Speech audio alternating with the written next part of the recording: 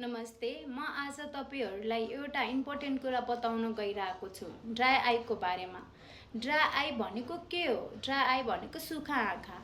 आँखालाई चाहिने पर्याप्त आँसु नबन्नु, आँखामा आँसु भएको छिट्टै सुकेर जानुलाई ड्राई आई भन्छन्। यसका लक्षणहरू के हुन्? यसका लक्षणहरू आँखामा भएको पानी छिट्टै सुकेर जानु, आँखामा बालुवा जस्तो महसुस हुनु, आँखा रातो हुनु, आँखा पोल्नु, आँखाबाट पानी आउनु, कुनै बेला आँखा धमिलो देख्नु पनि समस्या देखिन्छ ड्राई आईमा।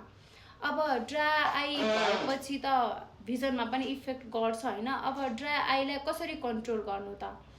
ड्राई आईलाई कन्ट्रोल गर्नको लागि पर्याप्त निन्द्रा लिनु, आँखा मजाले ब्लिङ्क गर्नु, ल्यापटप मोबाइलको अगाडि बस्नु भएको छ भने अनलाइन क्लासेस लिँदै हुनुहुन्छ भने 20-20 रुल्स अपनाउनु। अब 20-20 रुल्स भनेको के हो?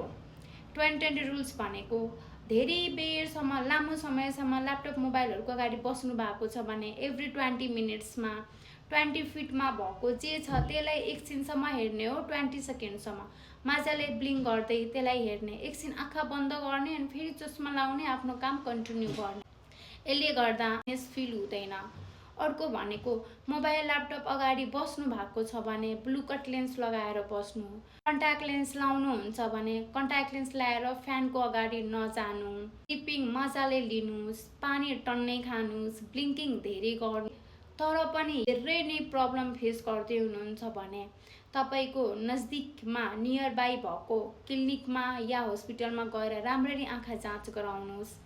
डाक्टरले सजेस्ट गरेको आई ड्रप युज गर्नुस्। थ्याङ्क